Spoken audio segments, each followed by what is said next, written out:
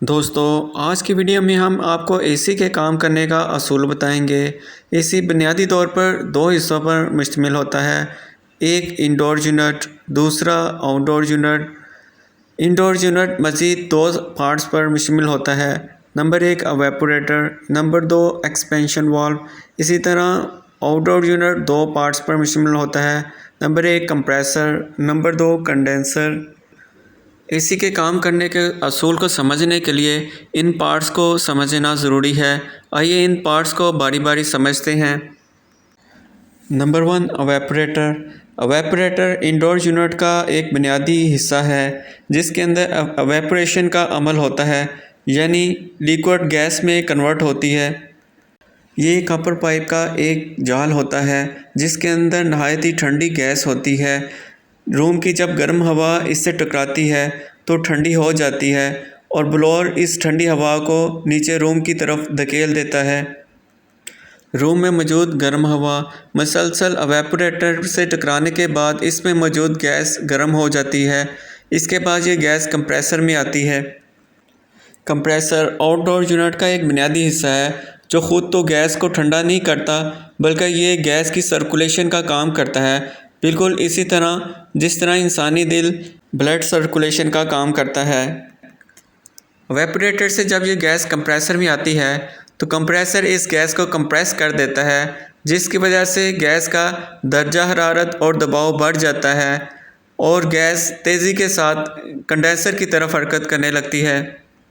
Condenser outdoor unit का दूसरा अहम हिस्सा है जिसके अंदर कंडेंसेशन का अमल होता है, यानी गैस लिक्विड में तब्दील हो जाती है। गैस जब कॉपर के पाइप के जाल में हरकत करती है तो ये ठंडी होकर लिक्विड में तब्दील हो जाती है।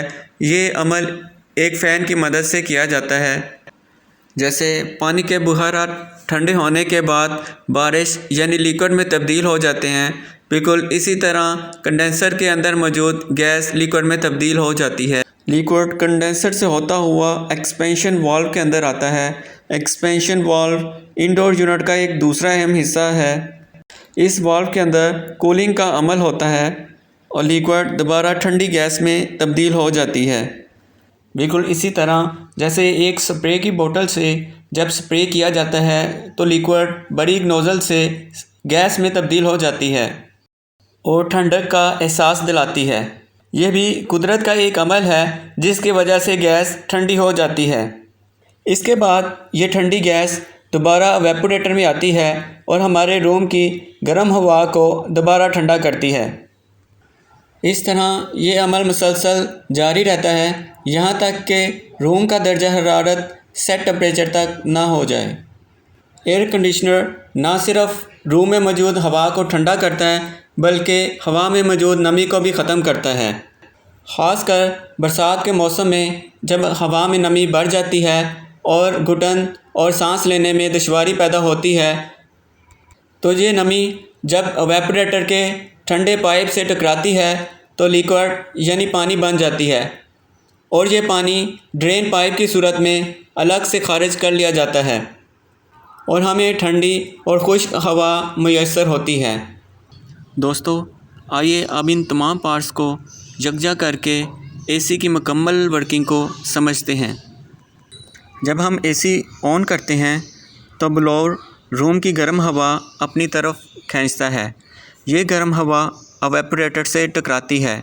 एवेपोरेटर में मौजूद ठंडी गैस हवा को ठंडा कर देती है, जिसके बाद ब्लोअर इस हवा को रूम की जानब भेज देता है, जबकि एवेपोरेटर में मौजूद गैस गर्म हो जाती है।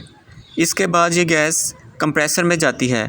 कंप्रेसर इस गैस को कंप्रेस करता है और सर्कुलेशन का काम करता है, जिसकी वजह से गैस का दबाव और दर्जा हरारत बढ़ जाता है।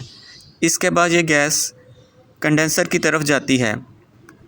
कंडेंसर इस गैस को कुछ हद तक फ़ैन की मदद से ठंडा करता है, जिसकी वजह से ये गैस लिक्विड में तब्दील हो जाती है, यानी कंडेंसेशन का प्रोसेस होता है। इसके बाद ये गैस एक्सपेंशन वाल्व की तरफ भेजी जाती है। एक्सपेंशन वाल्व इस लिक्विड को दोबारा गैस में तब्दील करता है, जिसकी वजह से ये गैस बहुत ठंडी हो जाती है। इसके बाद एक्सपेंशन वाल्व इस गैस को दोबारा एवेपोरेटर की तरफ भेज देता है, जिससे रूम की गर्म हवा मुसलसल टकराने के बाद ठंडी होती रहती है। इस तरह रूम में मौजूद गर्म हवा की हरारत एवेपोरेटर के पाइप में जज़ब होती रहेगी और कंडेंसर के पाइप से खारिज होती रहेगी, जिसकी वजह से रूम ठंडा हो जाएगा।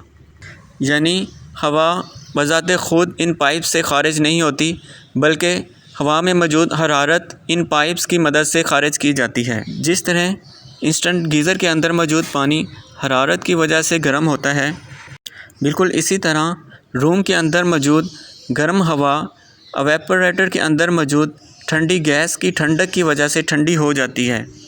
उम्मीद करता हूँ कि आपको एसी की वर्किंग समझ आ गई होगी।